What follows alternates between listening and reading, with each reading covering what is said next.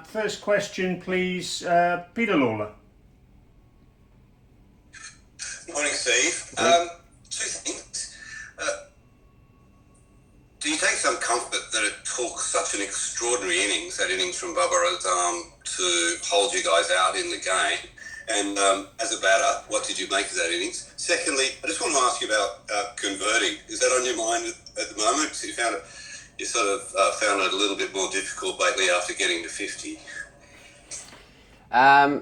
Firstly on Bubba, that was a exceptional innings in the fourth innings. I think I read some stuff. He's broken some records, or he's been in the top 5 most balls faced in the fourth innings and things like that. So, look, it was an exceptional innings. I thought he played remarkably well. He played our spinners so well. Nathan, we were speaking about it the other day. Nathan was getting a little bit out of the rough, and everything just seemed to hit the middle of the bat until the one that he got out on. So for 400 balls or whatever he faced was a pretty remarkable effort, along with Rizwan as well, who played well, and Shafiq. So they made us really work for our wickets, and obviously we weren't quite good enough to get all 10 in the end. But look, he played exceptionally well. In regards to conversion, of course, the first 2 tests getting 70. That's probably a number I haven't got out on too many times in my career. I think I've gone on to get the biggest scores, particularly on these wickets. So look, I've been pretty disappointed when I've got out, that's for sure, after working hard to get there and playing well up to that point. So hopefully can get into the similar position this test and go on and convert. Thanks, mate. Mel Farrell, please. Thanks, Brian. Hey, Steve. Just further on Pete's question first, can you put it down to something? Sort of when something happens several times, is it just a collection of different circumstances? Or is there something specific that you think's changed or happening that's just sort of proving to be a bit of a hurdle? No, I don't think anything different. It's just happened. Have felt good. Have felt in a nice place. So it's just happened. And just another one, a little bit offbeat, I'm sure, but we've seen a lot of interaction between the Australian and Pakistan players. They seem to have a thing where they like to imitate your leave before the game. We've seen that a few times. Can you give us maybe just an insight into some of the sort of funny interactions or fun interactions you've had with those guys? I actually haven't seen that, but I think it's been a great series so far. I think it's been played in terrific spirit. Both teams have played some good cricket and got on well throughout the game. So I think it's been a great series so far, and goes down to the wire in the last one here. Thanks.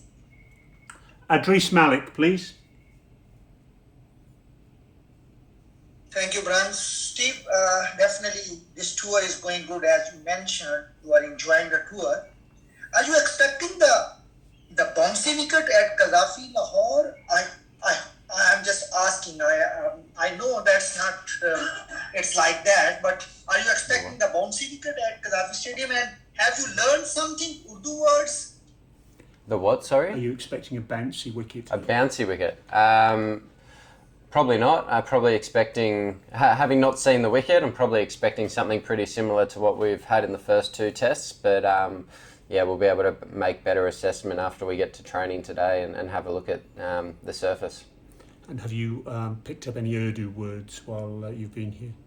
No, I haven't picked up any. So, no, it's been the hospital. Assalamu alaikum. Biryani, nothing. Oh, biryani? Is that I think we've had a few biryanis in the team room, so yeah, I guess that's as far as I can go. Bharat Sundaresan, please. Thank you.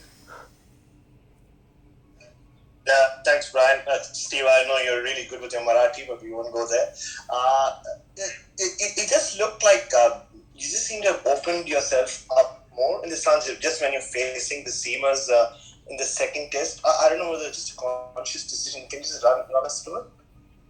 Yeah, I definitely do that more when it's reversing, particularly coming back into me. And there was obviously, when I was batting, there was a fair amount of reverse with Hassan and Ashraf and Shaheen, the way they were bowling. So it just gets me in a position where I'm able to essentially play French cricket in front of the stumps and allow balls outside to go past. And that's the way I like to go about it. I've done it that way for a long time, playing reverse swing.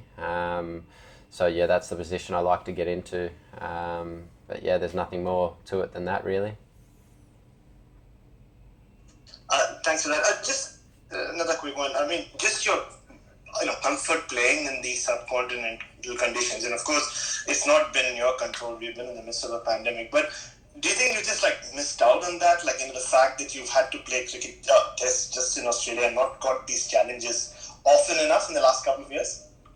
Yeah, it's obviously been a shame that we haven't been able to travel and play some test cricket away. Our last away series was obviously the 2019 Ashes, and that seems like an eternity ago. So we love playing test cricket away and challenging ourselves in different conditions. So it's been nice to come here and play on some different surfaces. And we've still got one more test, so we're all looking forward to that. Thanks, Steve. Tom Decent, please. Hey, Steve. Given this is now heading into the final test, do you think this test will be played at a different tempo? And would you like to see in a captain's agreement or a gentleman's agreement that both teams try and play for a win and that we don't have a draw? Well, I'm not really sure, but I think we certainly got ourselves in a position to win the last test match. Obviously, Pakistan batted exceptionally well to stay out there for 172 overs, I think it was. So it's not too often you see a team last that long in the fourth innings. So we'll wait and see what the wickets or the surface is like when we get to training today, and then obviously think about the best way we can go about our business to try and get a victory in this game.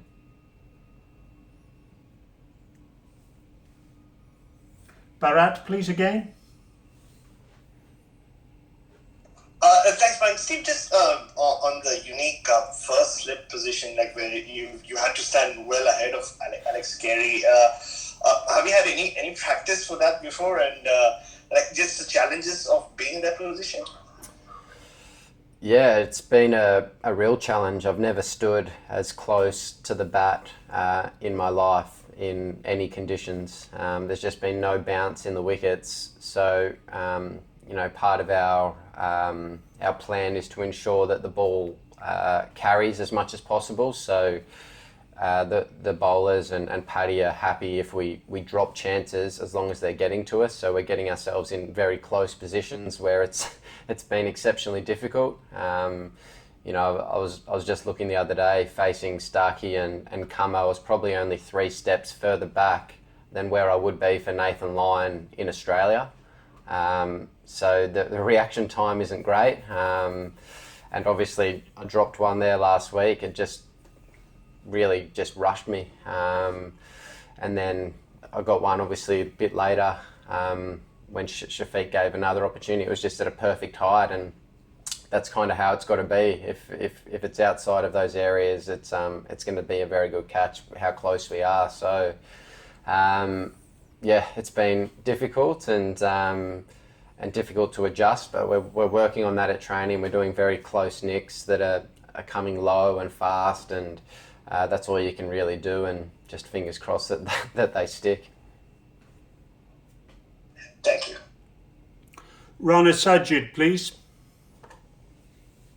Okay. Hi, Steve. This is Rana Sajid from 7 News Channel, Lahore. First of all, I would like to say welcome to Lahore. Obviously, you are playing first time in Lahore. What's your feeling here? And after this test match, one day and T20 series ahead, with both series? Thank you. Yes, my first time here. So yeah, it's not nice to be here in Lahore, but we haven't seen the surface yet. We got training today for the first time after a day off yesterday. So we're looking forward to getting down there and seeing what we're going to be playing on over the 5 days. And then after that we'll push on to the 1 days and T20s. But for right now, our focus is this game and hopefully give ourselves an opportunity to win this series. Last question now. Adris Malik, please. Thank you, Brian.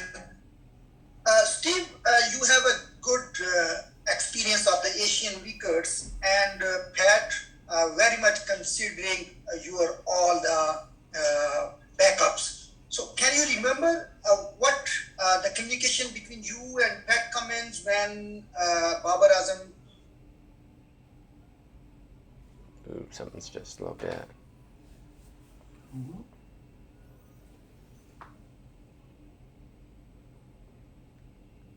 Recording in progress. Hello, Adris. Try that question again, please. Yeah, hello, Brian. Yeah, try again, please, Adris. Yeah, hello.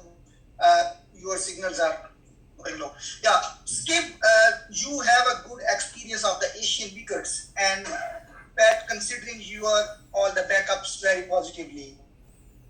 So, can you remember what discussion was between you and Pat Cummins when Babar Azam got out and he set the field as per your directions? When Bubba got out, I don't even remember. He obviously got caught at... Yeah, but when Babar got out, at that time, there was a lot of discussion between you and Pat Cummins. No, I think we were just talking about the state of the game and how we were going to get a wicket, and I think Nathan Lyon and Swepson were bowling at that stage. So I think the way we got Bubba out was the way we were trying to get him out. He just, as I said earlier, everything just kept it in the middle of the bat, out of the rough, until one finally hit the inside edge. And I don't know, perhaps when he was on 196, he was looking for a boundary maybe through the offside and changed his mindset a fraction, knowing that he was so close to 200, and that might have brought about his dismissal perhaps. But only Bubba can answer that, I suppose.